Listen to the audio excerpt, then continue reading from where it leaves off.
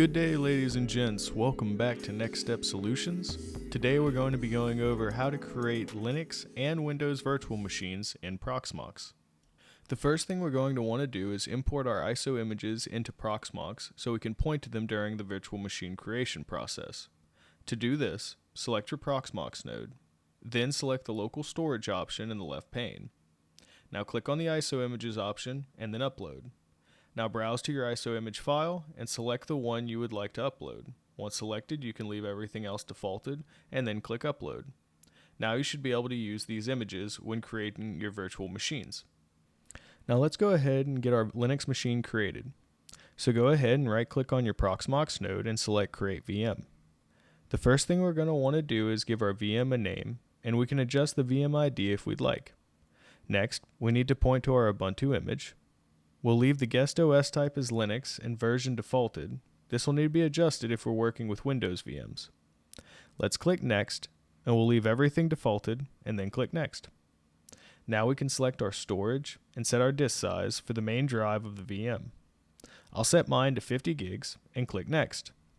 Now we need to provision the number of cores and sockets we'd like to for our VM. I have a 4-core processor installed, so I'll break that in half and give this VM 2 cores and click Next. Now let's allocate our memory. I'm going to give this VM 4 gigs out of the 16 gigs on my Proxmox server and click Next. Under the Network tab, you can generally leave these settings defaulted as well, but if you had VLAN tags or additional network adapters, you'd be able to make those adjustments here. I'm going to untick the firewall and then click Next. Now review your settings and select the Start After Created checkbox and click Finish. And in seconds, your VM is added and starting up. Since we checked the Start After Created checkbox during the setup of the VM, it should start without clicking the Start option in the top right corner. Give it a few seconds to start and it should boot, giving you the options to install Ubuntu. Go ahead and complete the setup process, and once completed, I'd recommend running a sudo apt update command in the terminal just to make sure everything is up to date.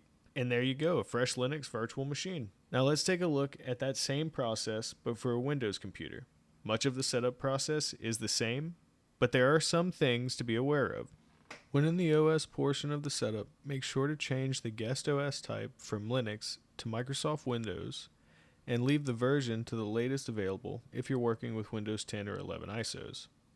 In the System tab, we're going to change the EFI storage to point to our local storage drive.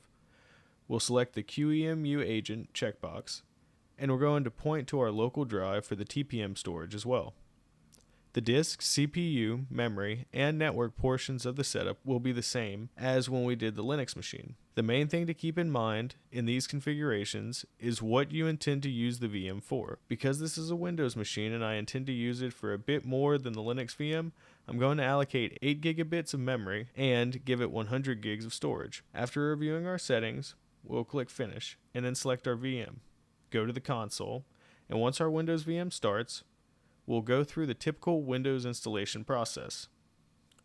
After going through the Windows installation wizard and getting it installed on our allocated drive, we'll complete the Windows setup for personal use, and I'll set up this one with an offline local account. Once I finish setting up my account, I'll let Windows finish its setup process. I would also check for updates when you log on for the first time, so everything is fully updated.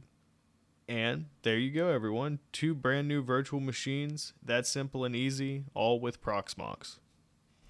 Thank you everyone who made it to the end of the video. If you have any questions, please leave them in the comments below.